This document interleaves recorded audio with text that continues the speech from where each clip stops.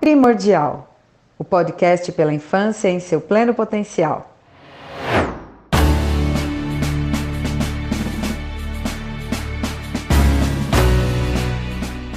As pessoas esquecerão o que você disse, as pessoas esquecerão o que você fez, mas elas nunca esquecerão como você as fez sentir. Carl Buehner.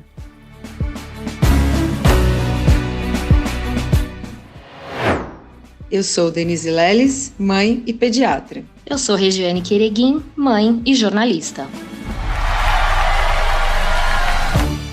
Doutora Denise, eu tenho cá comigo a impressão de que a pauta de hoje aqui do Primordial é um tanto espinhosa. E lá vamos nós para a treta novamente. Tô brincando, mas falar de nutrição é sempre desagradar algum lado. Então, dessa vez a gente vai falar de nutrição na gestação e da importância de olhar para este pilar da nossa saúde já desde a fase intrauterina. Ah tá, agora faz sentido a sua citação. E eu comecei com essa frase de Carl Buehner justamente por isso, porque a gente considera a nutrição um dos pilares importantes da saúde da gestante e do feto, definidor da prevenção primordial, da epigenética e da saúde do futuro adulto. Até aí tudo bem, né? Só que às vezes a gente fala coisas para as gestantes que geram um estresse imenso e que elas levam isso, tanto geneticamente, quanto epigeneticamente, quanto no comportamento, para o resto da gestação e às vezes para o resto da vida da criança. Tenho N histórias no consultório assim. Uma das histórias eu sempre conto nas minhas aulas de seletividade alimentar, que a mãe foi preparada para ter um filho doente, porque foi encontrado um marcador lá de doença intrauterina no bebê. No fim o bebê não tinha nada daquilo e a mãe levou aquele medo, aquele estresse para o resto da vida da criança e achava que ele tinha que ter uma alimentação especial e super se preocupava com a alimentação e acabou mais atrapalhando do que ajudando. Então eu sempre considero e gosto de falar para todo mundo que lida com a infância que a gestante é um cristal. A gente tem que tomar muito cuidado com o que a gente fala. O excesso de informação durante a gestação pode ser muito danoso, porque a gestante está preocupada em fazer o melhor para o seu bebê. E às vezes a gente vem com informação não tão clara e acaba aí gerando metas, gerando impressões que podem atrapalhar tanto o comportamento quanto a vida da gestante e isso acaba impactando na vida do bebê. Então, antes de mais nada, antes de sair recomendando nutrientes, suplementação, a gente tem que cuidar do bem-estar emocional da gestante. A gente sabe que o estresse intrauterino, como a gente já falou em outros episódios, é extremamente danoso para o feto e pode marcar, assinar o DNA desse feto para sempre. Então, calma, vamos com calma, vamos levar a gestante a tentar fazer o seu melhor, levar o melhor estilo de vida possível e não impossível durante a gestação, porque é esse estilo de vida como um todo que vai acabar definindo a saúde do bebê durante a gestação e logo depois dela.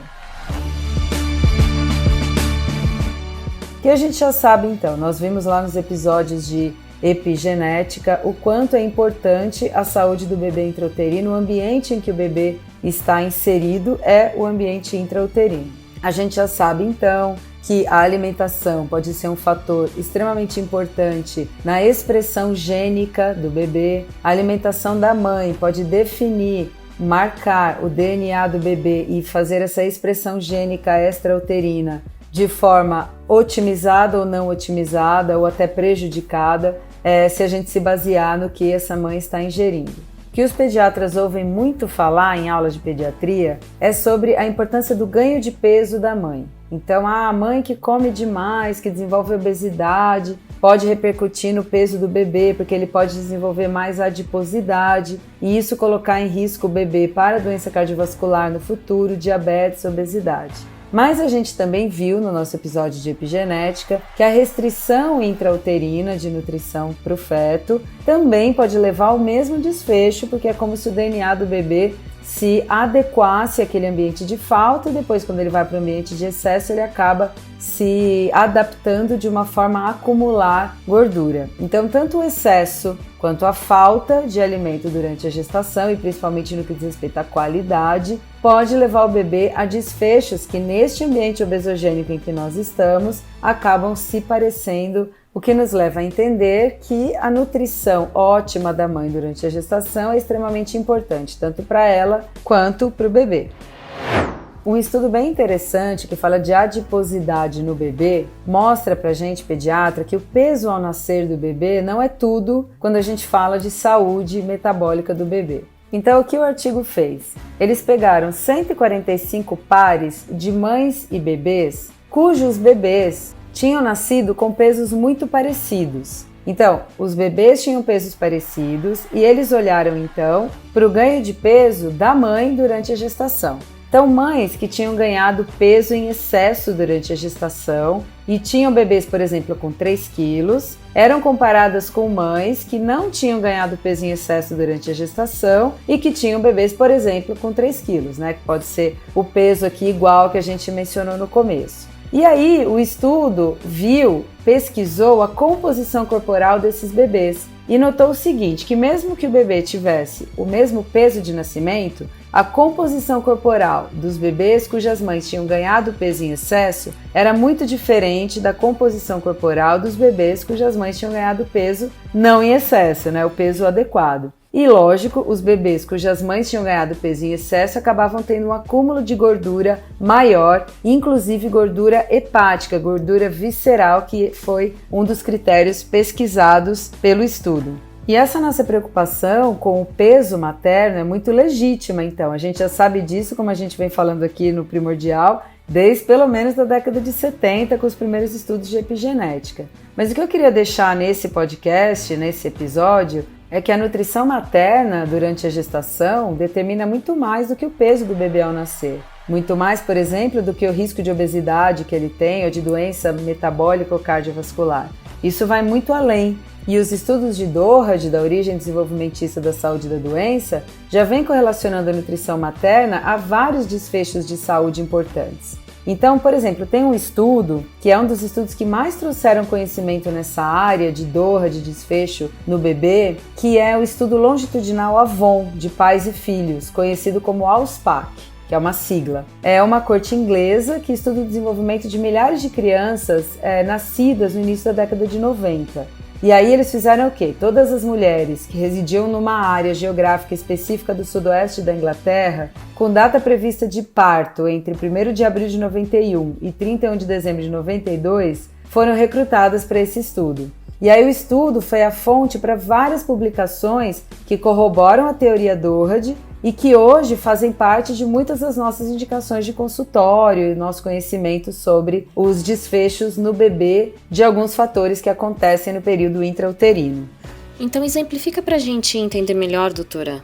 Eu vou dar alguns exemplos aqui do que essa corte ALSPAC trouxe pra gente, que hoje a gente acha que é super conhecido e normal, mas que foi essa corte que trouxe, né? Então, por exemplo, a gente sabe que o consumo de peixe durante a gestação está relacionado ao melhor desenvolvimento cognitivo da prole. Isso veio desse estudo. A alta ingesta calórica da mãe aos 4 meses de gestação está mais relacionada a ganho de peso pós-gestacional muito rápido e obesidade na infância.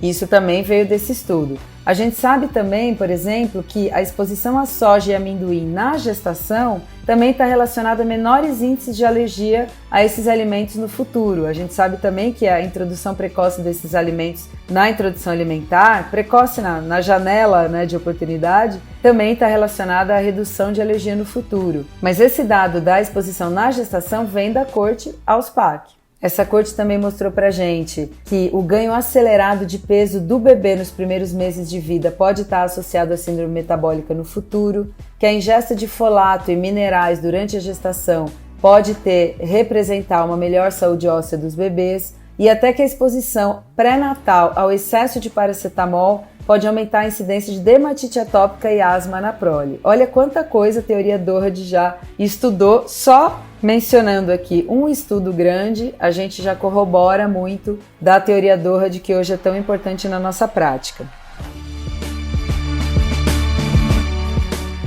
Resumindo, a gente sabe muito que a teoria Doherty importa demais para a pediatria e pode impactar na saúde do futuro adulto e no futuro da humanidade.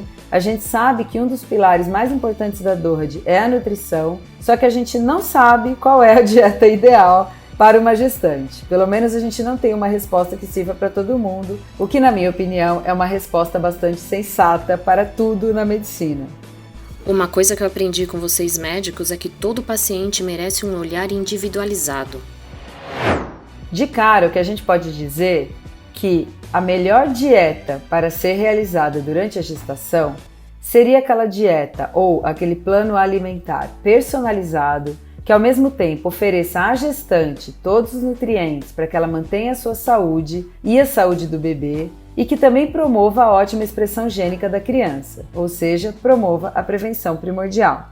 E lógico, tem muitos estudos que buscam esses desfechos. Trabalhar com gestante não é uma coisa tão simples assim. Então a dieta ideal na gestação acaba sendo um assunto polêmico e um assunto com pouco consenso. A gente vai trazer um consenso aqui em relação à dieta ideal na gestação, mas existe muita polêmica, lógico, em torno do que cada um aí defende. Então, muitas frentes defendem, por exemplo, que dietas com restrição completa de determinados alimentos, determinados nutrientes, ou redução acentuada de calorias, ou ritmo alimentar com períodos grandes de jejum, essas não são estudadas na gestação, não devem ser feitas na gestação, a não ser que a gestante exija uma restrição por algum motivo de saúde ou motivos outros, e isso deve ser extremamente seguido por um especialista, porque isso pode fazer falta para o bebê, né? Algo pode fazer falta para o bebê se a gente resolve fazer restrições durante a gestação.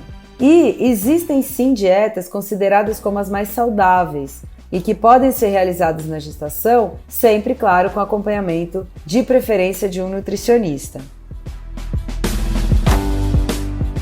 A primeira dieta que eu queria citar aqui é a DASH, D-A-S-H, que é a abreviatura de Dietary Approaches to Stop Hypertension, que é uma dieta que, na verdade, é uma abordagem para reduzir hipertensão nos Estados Unidos, que começou há 20 anos essa abordagem, é uma das dietas mais estudadas para a população geral e é segura na gestação, porque, na verdade, vocês vão ver, ela acaba só promovendo saúde mesmo. Então, o que ela enfatiza? Enfatiza os alimentos ricos em proteínas, fibras, potássio, magnésio e cálcio, e limita os alimentos ricos em gordura saturada, açúcar e sódio, ou seja, ela promove o consumo de frutas, legumes, leguminosas são os feijões, nozes, nuts em geral, mas em especial nozes, grãos integrais e de baixa gordura e os laticínios. E eles limitam muito, não recomendam, a ingesta de alimentos ultraprocessados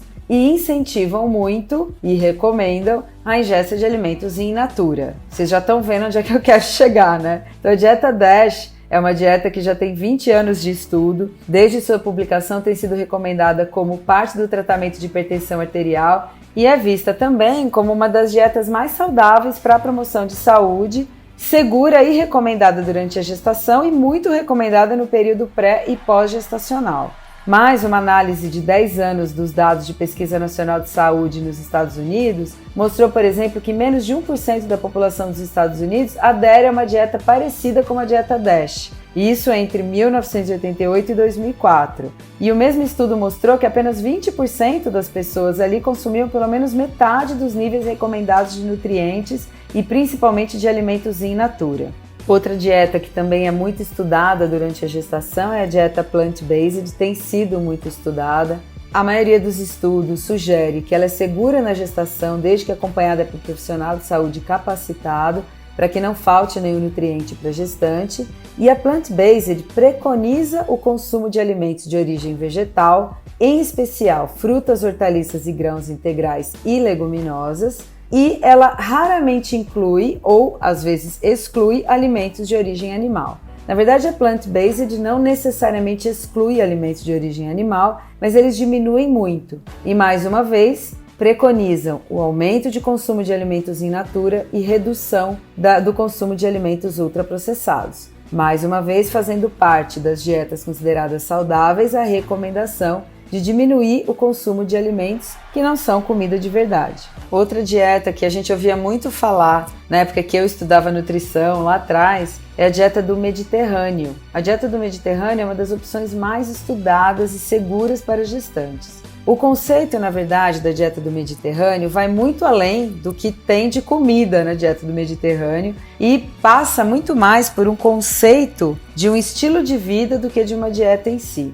Ela inclui um conjunto de conhecimentos, práticas, rituais, tradições e símbolos relacionados com as culturas e também com os alimentos consumidos, principalmente nos países que circundam o mar Mediterrâneo. Então, o ato de comer em família, por exemplo, é um dos hábitos valorizados em vários países dessa região e é visto como um momento de interação familiar e comunitária que provavelmente está tão ou mais relacionada com os bons desfechos de saúde da dieta do Mediterrâneo do que com os nutrientes em si que eles ingerem. Então, tem um autor muito conhecido aí de quem estuda a nutrição comportamental, que é o Brian Wansink. Ele tem algumas tirinhas, alguns cartoons sobre o comportamento alimentar do europeu comparado ao comportamento alimentar dos americanos, que inclui a gente, né? Então tem uma específica que a gente pode até deixar o link aqui na descrição depois do episódio, que eles chamam assim, por que os franceses não engordam, né? E ele mostra uma tirinha falando que o francês ele para de comer, porque o vinho já não tá mais tão legal, porque a comida esfriou, e o americano só para de comer quando acaba o episódio da série que ele está assistindo enquanto ele come. Então, ele diz que a maneira como os europeus comem, o estilo alimentar e de vida do europeu, permite mais que as pessoas conheçam e respeitem seus sinais de fome e saciedade, do que a maneira aí estressante e obesogênica que nós americanos vivemos, porque a gente imita muito a cultura dos Estados Unidos, né? Então a gente pode falar nossa aqui nessa situação. Então é bem interessante olhar para esses estudos e essas tirinhas aí do Brian Wansink e a gente vai voltar a falar dele aqui. E a dieta do Mediterrâneo reforça o fato de que o ato de comer envolve questões sociais, afetivas e culturais.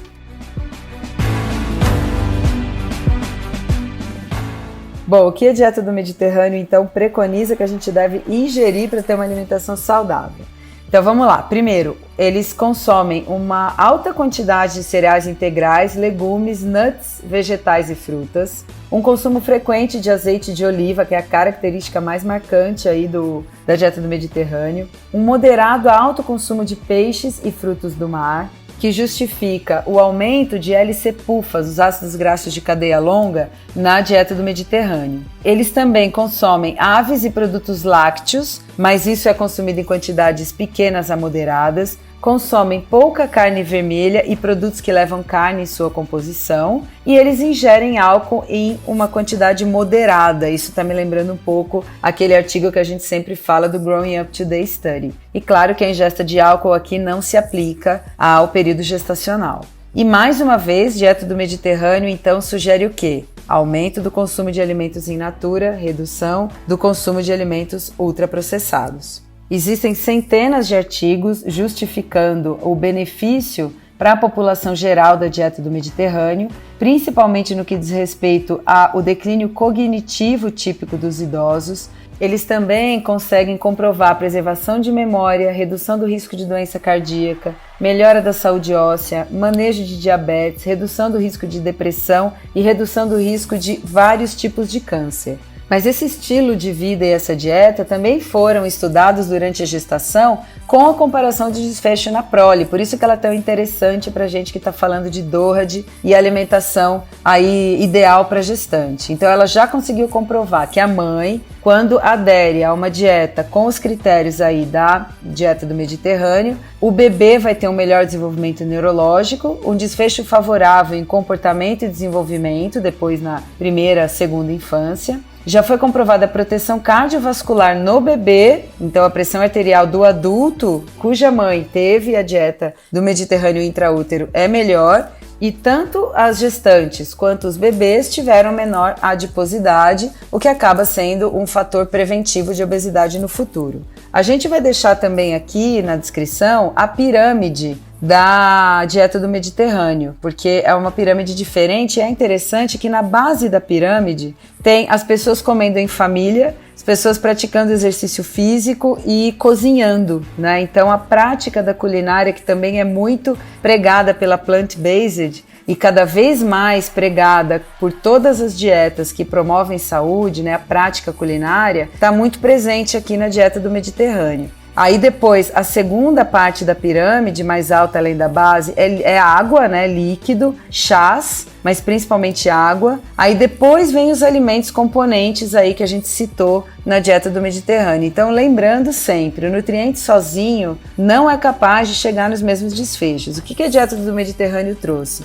Então tá bom, comer LC-PUFA leva a melhor desenvolvimento cognitivo do bebê ou melhora da memória do idoso. Então vamos tomar LC-PUFA, vamos tomar DHA. Mas é claro que os desfechos não vão ser os mesmos. Nenhum nutriente consegue substituir a interação do organismo humano com o ambiente em que ele está inserido. O nosso objetivo epigenético, nosso objetivo evolutivo, sempre foi adaptação e sobrevivência ao ambiente em que a gente está. Então não adianta ficar tomando coisa, buscando o benefício de uma dieta, de um estilo de vida como um todo. Isso não faz muito sentido.